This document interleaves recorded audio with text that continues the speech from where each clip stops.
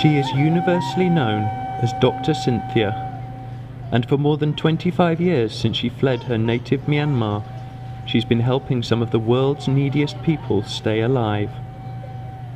The clinic Dr. Cynthia Mong founded in the Thai town of Mae Sot to help refugees from long-running fighting just across the border in eastern Myanmar has grown from a bolt hole with bare dirt floors to a complex serving hundreds of patients a day. Supported by the International Rescue Committee, the Mai Tao Clinic is reaching people affected by one of the world's longest-running but least noticed refugee crises.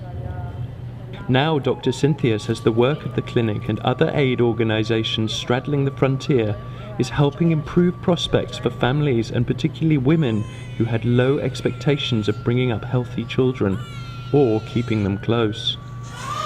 Most of them, they deliver 6 babies, 8 babies, and many children die. So when we asked them, how many children do you really want to have? They said, they think about that and they said, we must have at least 8. Because 2 babies die within 5 years, and another 2 will become soldiers, another 2 will marry and go away or go to Thailand and never come back, and another 2, we only have 2 children when we get old who will take care of us, so we need to have 2 children to be with us. The Mai Tao Clinic is part of a range of projects supported by the IRC to help some of the hundreds of thousands of people hit by the internal conflict and poverty that racked Myanmar during its decades of military rule. The IRC has played an important role in brokering contacts between the government and ethnic groups that have fought against it, including through a project to help villagers launch complaints to the authorities about abuses such as land grabbing by companies.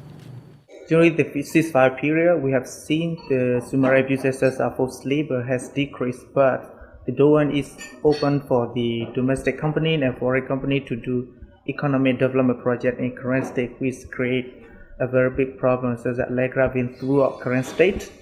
We also do a joint project with IRC. It is very helpful for the villagers to report their concern or make problem to the government authorities, because the IRC have better engagement with the government authority than we do. The aid task is huge and the statistics show how much more needs to be done. Almost 3 in 20 children in eastern Myanmar are estimated to die before their 5th birthdays. Now the fighting has lessened and more areas are accessible. Health workers are aiming to launch a broader preventive public health campaign against diseases rife in children. Because of the fighting before, we can mainly focus on the clinical care, but now the situation changes and our health worker can more focus on the public health activity, like the health educations on the how to prevent pneumonia, malaria, and diarrhea cases, and also can have a chance to make a joint activity on the immunizations.